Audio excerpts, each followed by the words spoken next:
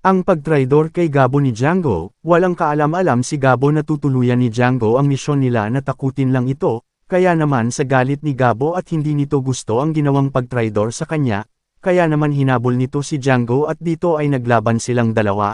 Sigaw nga ni Gabo na aalis na siya sa grupo ni Django, at nang matalo ni Gabo si Django nang magkaharap sila. Nang paalis na si Gabo ay dating naman ng mga pulis. Nakita naman ito ni Django na napalibutan na si Gabo ng mga pulis. Kaya naman dali-dali na tumakas papalayo si Django at iniwan na mag-isa si Gabo habang hinuhuli ng mga kapulisan, dahil doon ay nadiin si Gabo sa kaso na hindi niya ginawa. At nakulong na nga si Gabo at nagtagumpay sina Django na kay Gabo idiin ang kasalanan na siya ang may gawa. Kaya naman nang makulong si Gabo ay narasan nito ang mga pahirap sa kulungan. Naniniwala naman si Gabo na lalabas ang katotohanan at makakalaya siya.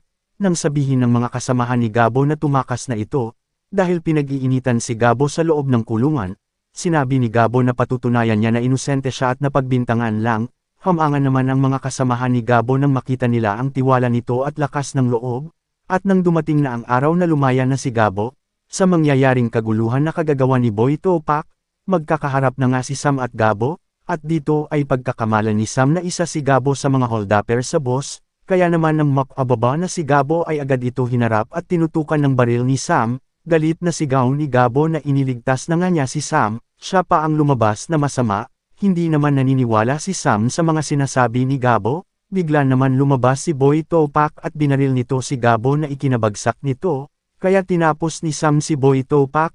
Sinabi naman ng mga pasahero ng bus na si Gabo ang tumulong sa kanila at nagligtas, natakot naman si Sam nang makita niya na walang malay si Gabo. Dahil doon ay ginawa nga ni Sam ang lahat upang maligtas si Gabo, hindi niya alam ng i-mouth-to-mouth niya si Gabo, at sasamantalahin ito ni Gabo at hahalikan siya nito na ikagagalit ni Sam at sasampalin niya si Gabo.